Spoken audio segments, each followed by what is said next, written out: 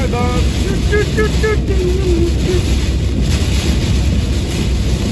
Lovely weather. Hello.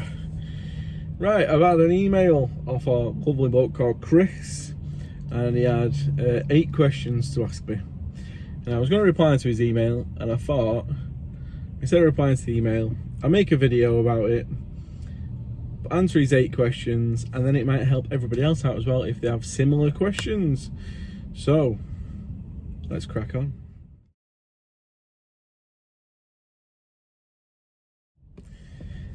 I don't think we should be worried about the CX.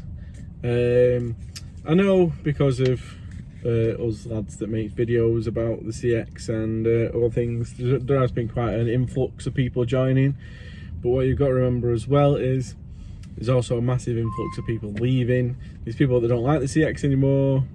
There's people that have used the platform for what they need it for and they've moved on.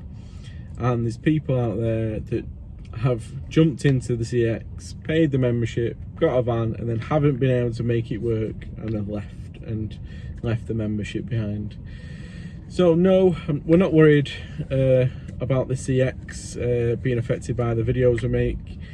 There is plenty of people joining, but like I said, there's also people that like myself, I only use it really to post jobs. I do look for jobs on there, but I don't actually take many.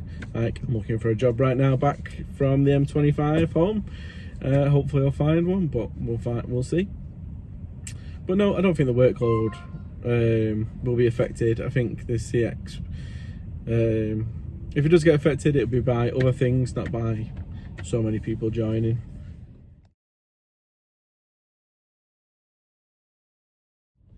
Right, so Chris is based in Chichester, between Brighton and Portsmouth even. What's the work like down there? Well, funny you should mention that. I was in Brighton this morning. There was quite a few jobs coming out. Most of them were going into London, a couple going over to Norwich, and the rest of them were just between Brighton and Portsmouth. But as you mentioned in your email, you are willing to tramp out. So if you can get yourself a job out of the area, you'd probably do better tramping for the week or something, or going home like once or twice a week instead of every night. So yep, there is work in them areas, but it's not as an affluent area. It's not as affluent as other areas. So if you get up to London, London's busy. You can do London to London's. They're quite profitable. Or if you can get up higher, Birmingham's a busy area, Manchester's a busy area. Just I wouldn't go as far as Scotland because it's not that busy up there. Even like the likes of Bristol, busy. So yeah, you can get the work out of that area and get up north. And if you want to stay out of the area, keep travelling around, and then find a job home on the Friday or something like that. That could work.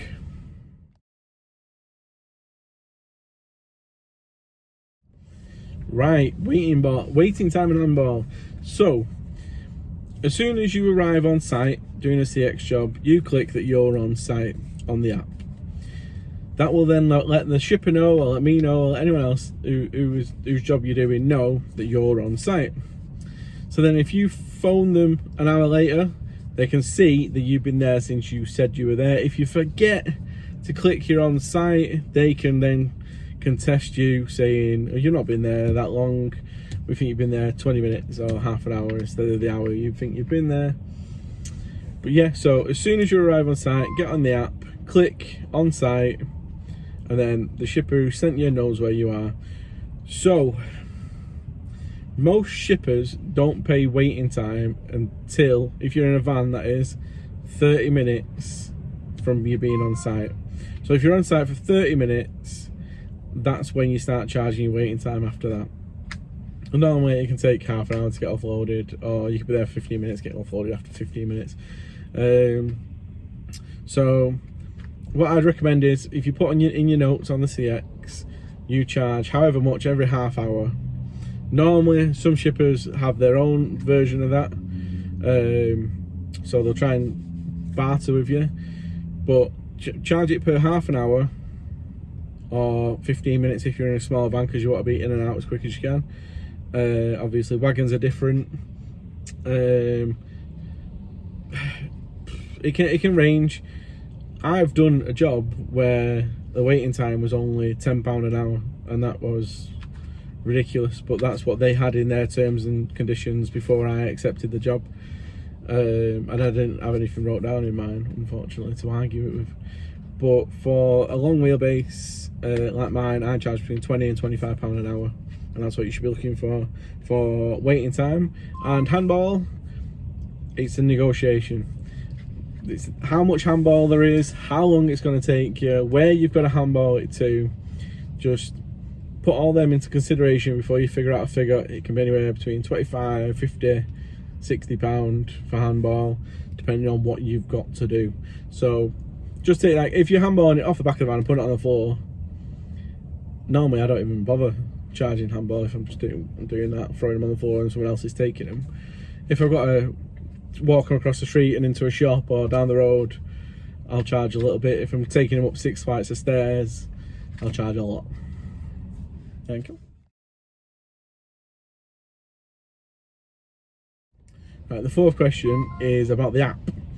Now, I have a different app than you get with the standard package. I have the Fleet app, so because I've got the CX Pro,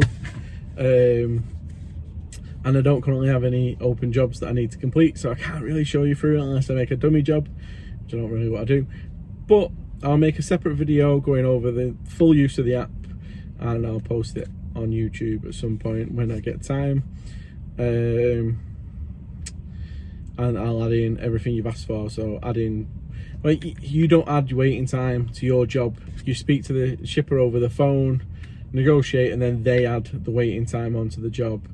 And when it comes to VAT registration, you've got to verify your VAT with the Courier Exchange if you're using their financing system, like their invoicing system, and they will add it onto your invoices when you send the invoices over. I don't use that system. I use Zero accounting software. I do it all myself. So that's number 4.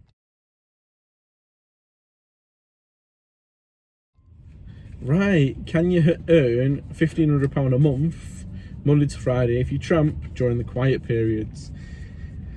Now, from probably like a couple of days before Christmas, maybe a week before Christmas, until towards the end of February, really, it's pretty quiet in the same day industry.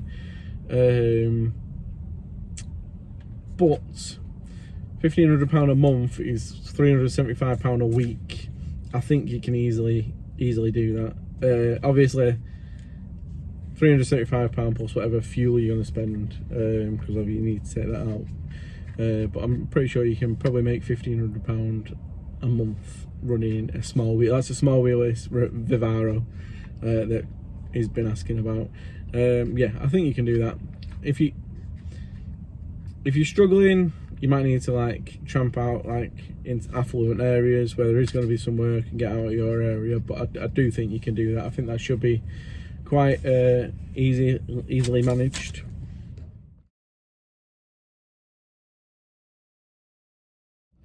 Right, is there much overnight and weekend work on the CX? Now, surprisingly, my phone does ping up a lot if I have the CX app open over the weekend.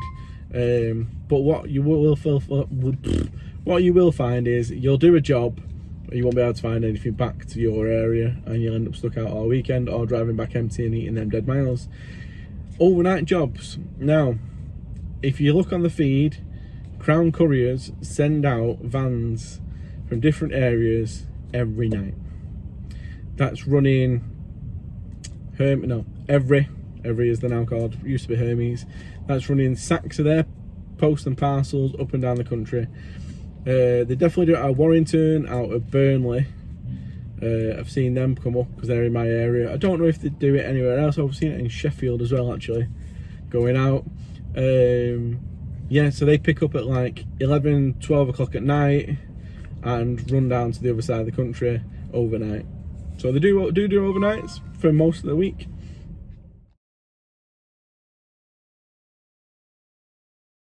Right, number 7.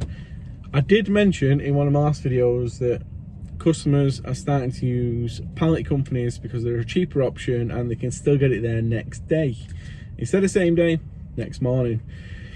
Now, I've not really spoke to anyone about it, and nobody really commented regarding that part of the video that I made. It is a little bit worrying for me because it is a drop in my workload. Not massively, but it is. You can't really argue the case, can you?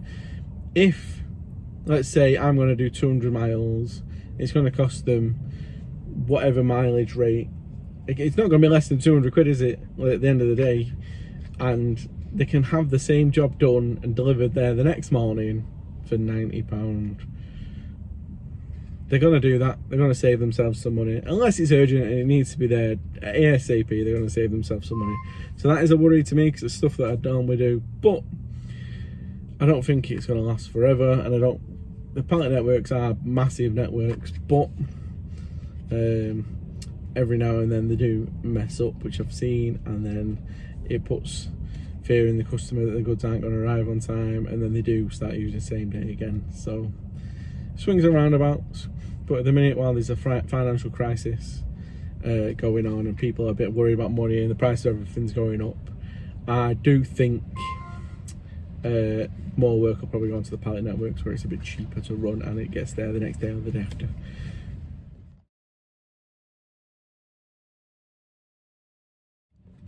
Right, so Chris has a small wheelbase Vivaro, and